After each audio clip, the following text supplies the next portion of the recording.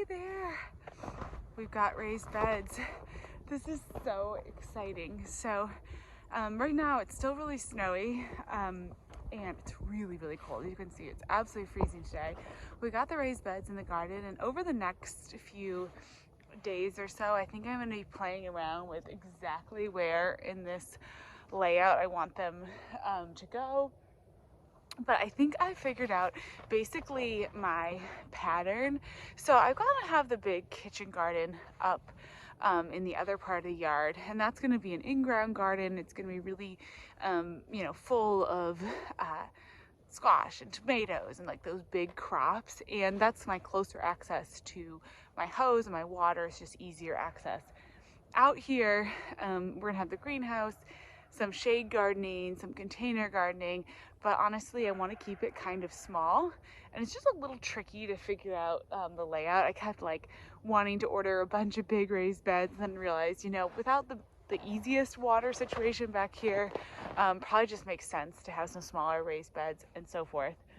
So I think this is gonna be kind of my layout. I'm gonna order one more of these 2x4 raised beds. My thought is to have a second one of those 2x4 raised beds, and basically to make a triangle, or not triangle, like a diamond shape.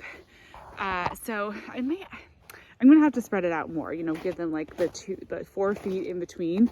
And so it'll be like little square, and then 2x4, and then maybe like another 2x4 here. And I think I might repeat this on the other side of the greenhouse. But I'm trying to decide, like, the greenhouse is going to be right here, and so how far down this way I want to push the raised beds. I still got to kind of figure that out. But the good news is the raised beds are here, and it's really nice to see them in this space. I'm going to have to kind of build up them, level it out a little bit. I think I need to move them back just a bit. I think I want to give myself just a little bit more room. I think I'm going to do that.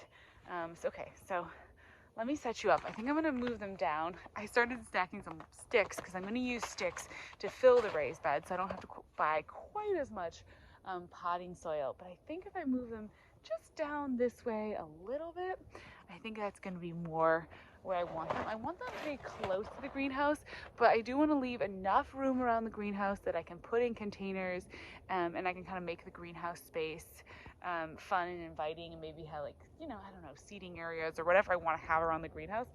Obviously, I haven't put any soil in these raised beds yet, so I am not committing myself to anything, but I am just going to try to move them over a little bit. Hey there. Excuse the angle. We're still very much in the moving process. There's like a bunch of moving boxes on the other side of this camera.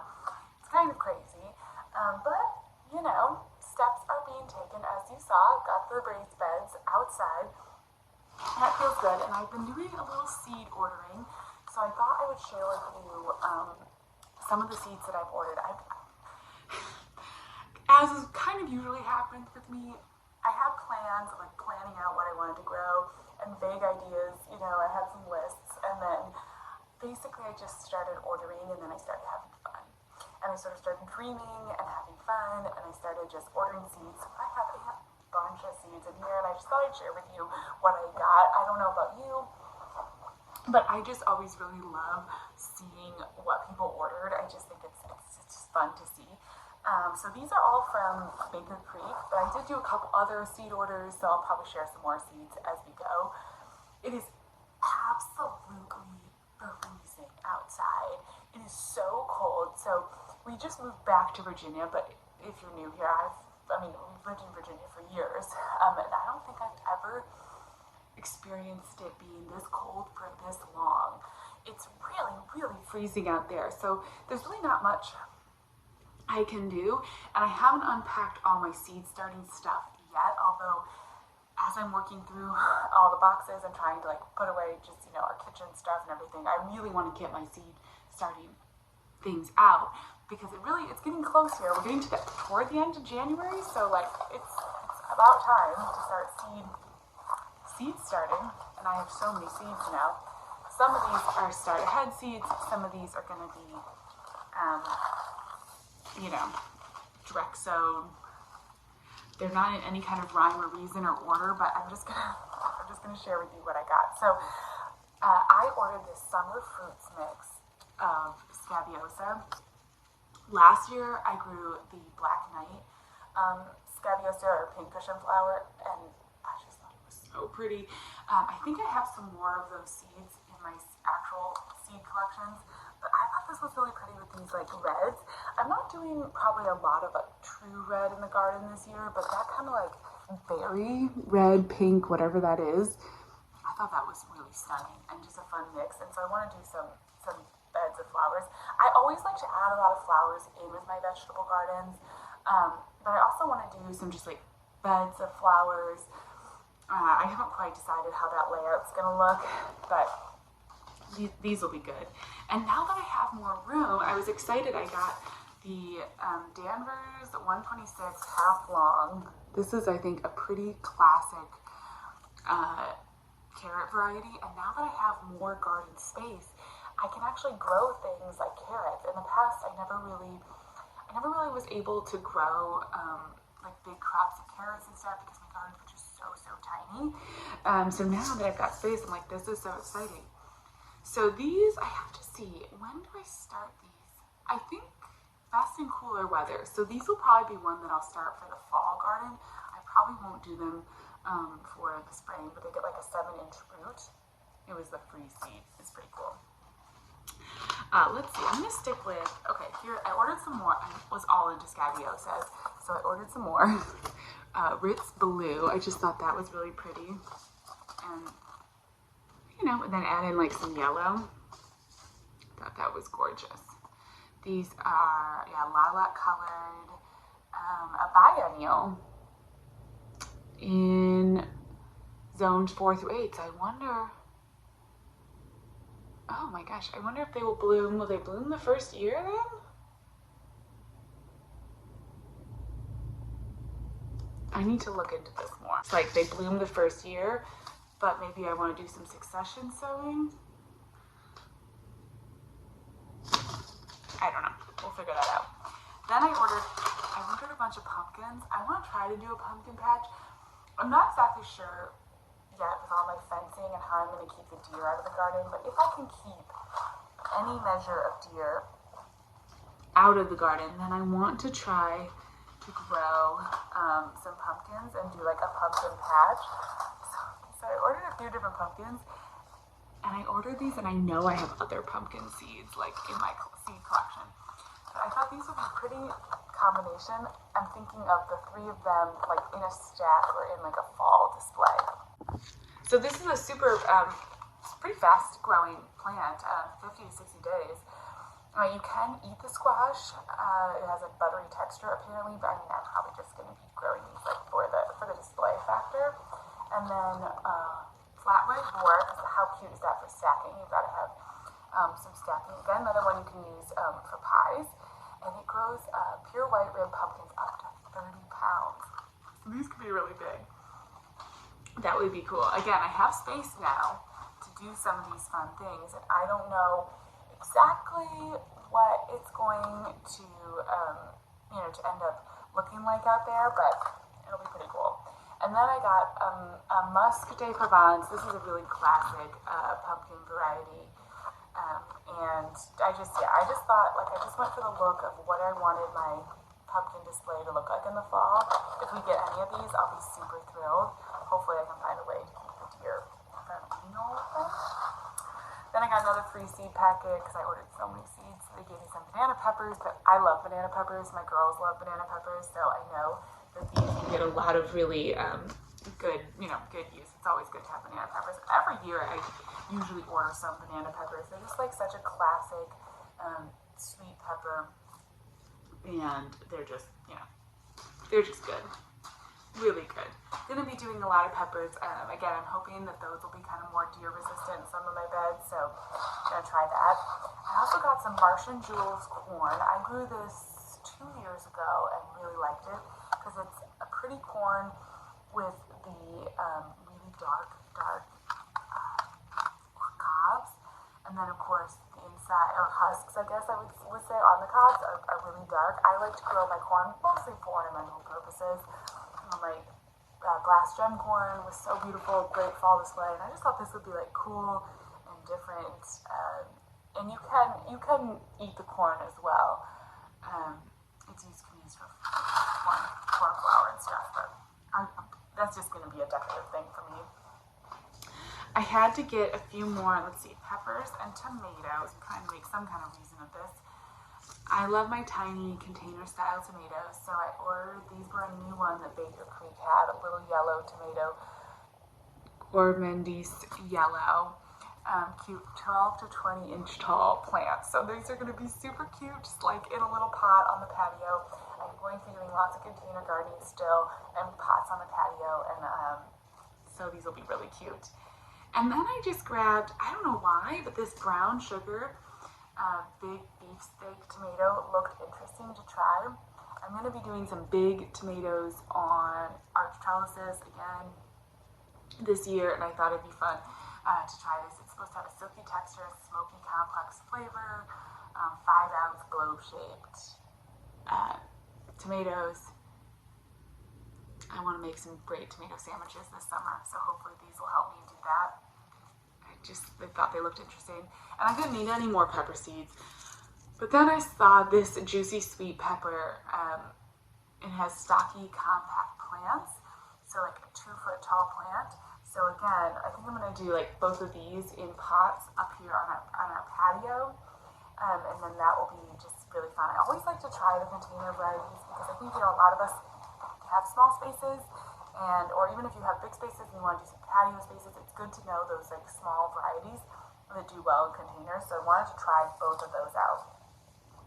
Then I got some fun, you know, decorative things.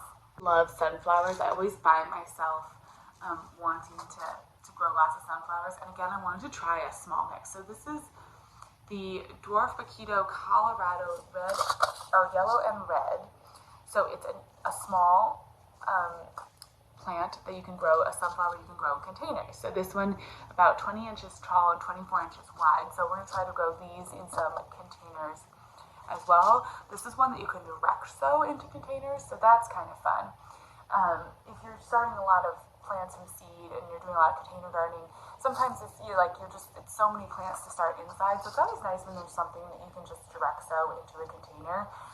Because you know, with container gardening, often you're using started plants because those usually typically lend themselves more to containers, or you're going to garden center. But it's always cool to start some just direct sow, put some potting soil in a container, and sow your seeds outside. And so these will be great for that. I'm going to try these on the patio as well. So I, got a few patio things.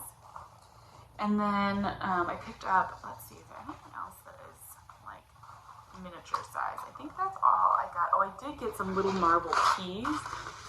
I like little bush style pea plants for container gardens. I will say that a lot of times you don't get quite as many peas on like these bush style plants, and if you grow them in containers, but these are supposed to have very heavy yields, and I do like, whenever I find something that's like heavy producer, heavy yields, I just always think that's like kind of helpful, gives you a little jump start. So I picked up some of these, and we'll do these in some containers. These I'm going to plant outside, hopefully, if I can get those raised beds filled, or some of the containers filled outside in like the Valentine's Day. So we're getting close to pea season, and with that in mind, I grabbed a few sugar magnolia tendril peas because these are another favorite of mine, and so I thought I would get some of these and we can plant those out. I'm going to try to use a lot of this cardboard that I have from moving as like no-dig gardening setup, and try to get some stuff going for like the spring garden, and see if I can't just do a little bit of spring gardening. Mostly probably peas, honestly, because for me, peas tend to do better in the spring than in the fall. A lot of the more cool weather crops do better for me in the fall. I do a lot of fall/winter gardening with like the kales and lettuces and those. But peas are kind of the exception, where they're a cold weather crop that here in my zone 7B actually do better for me in the spring, planted in that like Valentine's Day-ish time frame, and then growing on into the season. And I haven't quite figured out exactly why that is, but it's it's just something that I've started to notice.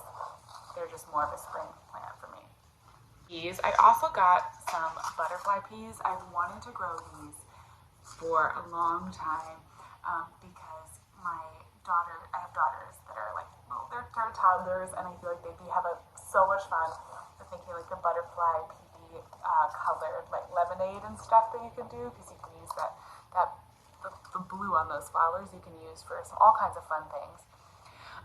So these, I believe these are more of a like a summer annual pea rather than that early spring pea. It doesn't say on here when I should start them, so I'm gonna have to look up a little bit more information as far as like if I should put them out before the last frost. But I think they're more like a summer plant, but they're gonna be really fun. Stay tuned for some, blue lemonade or purple lemonade, whatever happens with that. All right, then I just got flowers because I couldn't resist some flowers. I had to stock up on my favorite Queen Lime Orange Zinnias. This is one of my favorite zinnias. I absolutely love the color, the sort of dynamic, rusty blue and yellow and orange. I just think they're gorgeous. I always have to have tons of zinnias, and I used up all of my Queen Lime Orange Zinnias. And then I also ordered the Queenie Lemon Peach, a similar like Queen series where it's got that sort of just like rusty, greeny kind of color. But I thought those would be really fun for the garden and kind of go with those other flowers that I got. And then I grabbed some straw flowers. I really want to try to grow some straw flowers this year. I've done a few. I shouldn't say I never have grown straw flowers, but I've never really like seriously tried to grow straw flowers the same way that I've grown zinnias, scabiosa, that kind of stuff. So this is the year of straw flowers. So I got this big one, king size silvery white. I thought that was so pretty with that kind of like almost daisy-like look with the yellow in the middle. Thought that was super stunning. Showing these are tall, 36 to 40 inch tall straw flowers. So big plant. And these are a direct sow. You can start them indoors. We'll see how much of starting indoors I do with stuff like this. I might direct sow a lot of this, but then I also got the king size, so another big tall, the red, because I love those kind of like dark, like black, red, purple tones. So pretty. And then the king size golden. So those are pretty together. I haven't decided yet this year in my main garden space if I'm going to do, usually I mix all my flowers together, so that's probably what I'm going to do. So I'll do some zinnias and some straw flowers, and we'll just mix them up around the garden. They also got free seeds. I got some Persian carpet zinnias, which I've actually never grown, but these are a zinnia that are a shorter. So the Queen Lime zinnias, those are those big, like 36-inch big zinnia plants. But these carpet ones are a height of 15, so they would be really cute potentially in containers. I feel like they would look good next to, where's that sunflower I had? Like that might look really pretty together. And anyways, they'll be fun. I could do them as like a border as well on one of the, like in one of the garden beds. And then I got I kind of want a lot of oranges, as you can tell, but these Rembrandt Snapdragons, these are one that I need to get started as soon as I get my seed starting equipment unpacked. 8 to 10 weeks before your last frost, so that's like now. I'm behind the times, but I thought that these would be really pretty in the garden this summer. And let's see what else. I got some sunset coleus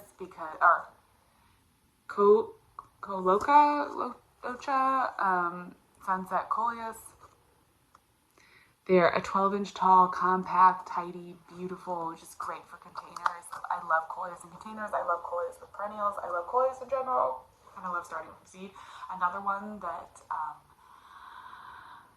I need to get going because it kind of takes a while. So that's going to be when we get those started indoors.